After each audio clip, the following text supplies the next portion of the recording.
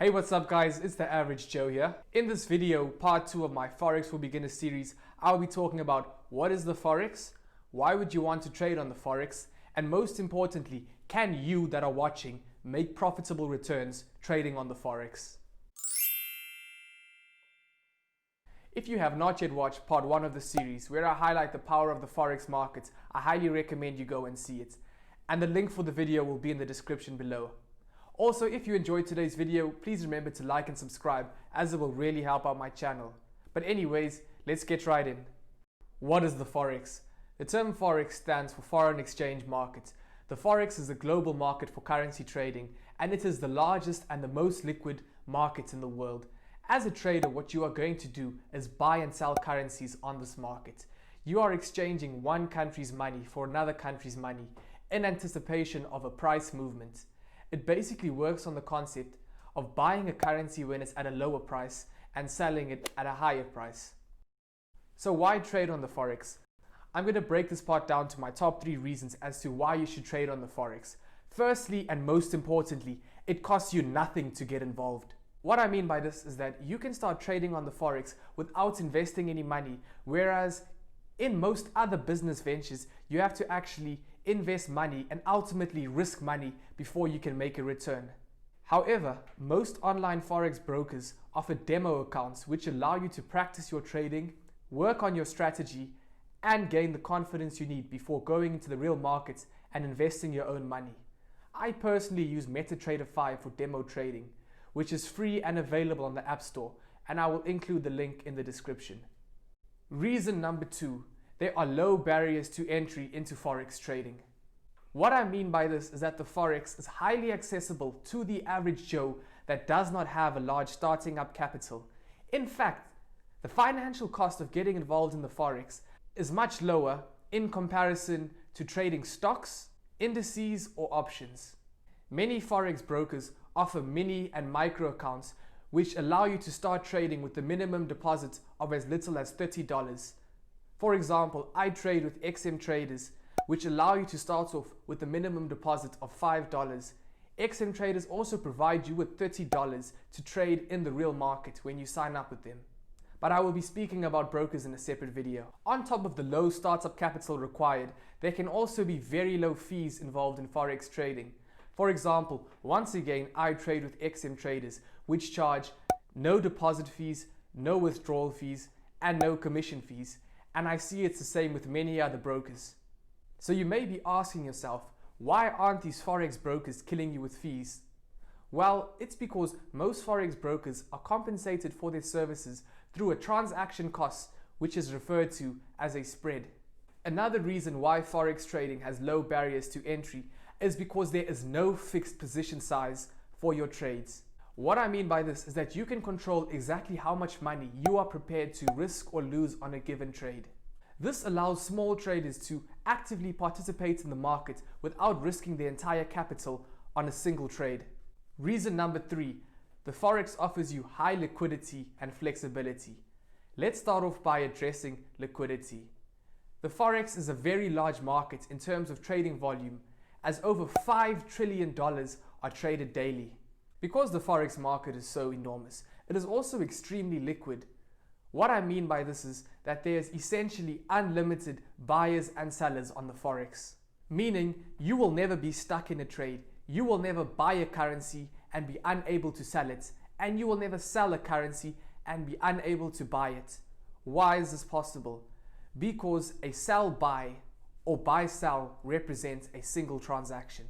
Lastly, let's talk about the high flexibility of Forex trading. The Forex opens at approximately 7 p.m. Eastern Standard Time on Sunday evening and closes at 4 p.m. Eastern Standard Time on Friday afternoon. And every 24 hours, there are 3 trading sessions which overlap, allowing trades to be placed 24 hours a day, 5.5 days per week. This is an advantage for traders because you can choose exactly what time of day you would like to trade, such as in the morning when certain banks open, in the afternoon when you have some free time, or in the evening when certain banks close. Furthermore, there is high flexibility offered by Forex trading based on the fact that you can stay in the market for as long as you want. Some traders stay in the market for literally a few seconds. Some traders stay in the market for a few hours to days, such as myself. And some traders stay in the market for weeks to months to years.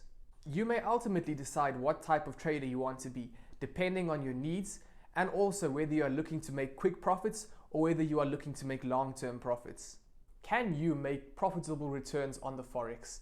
In other words, can the average Joe out there be successful trading on the Forex? Firstly, let's start off with the harsh reality that it is believed almost 90% of traders across all markets and platforms, such as the Forex or stock market, will either fail or lose money. But why do these 90% of traders fail? There are a number of reasons for this, but ultimately the biggest reason why traders fail is because they do not take the time to educate themselves about how the market works. This is because we as humans are an impatient bunch, and the urge to make quick money can easily overwhelm our logic. And temptation is a very powerful emotion. When trading in the Forex, you will be tempted to do all kinds of things. You will be tempted to enter the market without reason. You will also be tempted to exit the market early without reason, or due to a fear of losing money, or just because you think you've made enough and decide not to execute your trading plan. And ultimately, poor risk management will be the quickest way for you to lose all your money. But it's not all doom and gloom for Forex trading, or else what's the point of the series? So let's go deeper. Why do the 10% of traders succeed in the market? Well, firstly, it's because they take the time to educate themselves on how the market works. They are patient and perseverance. They are not driven by greed or temptation, but rather execute their trading plans and practice good risk management. But I can go on for hours and hours about what makes a successful trader, but that would be boring. So let's go look at some numbers. Considering that 90% of traders fail, let's first have a look at what it theoretically takes to fail on the Forex. My definition of failing is losing all your money. And the reason why traders fail is due to a lack of education and poor risk management. So let's focus on the risk management aspect. As I mentioned earlier, you can always quantify how much you're willing to risk or lose on a trade. In this example, we have 4 different scenarios with the same initial investment. If we look at scenario 1, you have $100 in your margin accounts and risk $50 per trade. Well, with each trade, you will be risking 50% of your entire margin accounts, and you can only afford to lose 2 trades in a row before your account is wiped out. Now in scenario 2, you have $100 in your margin accounts and risk $25 per trade. So now with each trade, you will be risking 25% of your entire margin account, and you can afford to lose 4 trades in a row before your account is wiped out. Now in scenario 3, you have $100 in your margin account and risk $10 per trade. Well, with each trade, you will be risking 10% of your entire margin accounts, and you can afford to lose 10 trades in a row before your account is wiped out. So now let's look at scenario 4. You have $100 in your margin accounts and risk $1 per trade. Well, with each trade, you will be risking 1% of your entire margin account, and you can afford to lose 100 trades in a row before your account is wiped out. Now let's put this into perspective. Let's say you know absolutely nothing about Forex trading strategies or market movements, but your risk management is really good. Well, in order for you to fail as a Forex trader, by my definition, you will have to lose 100 trades in a row without winning a single trade before you lose all your money. Considering that you only have 2 options to trade in the Forex, either to enter buying first or selling first, and the market can only really move up or down, the chances of you losing 100 trades in a row whilst actively trying is slim to nothing.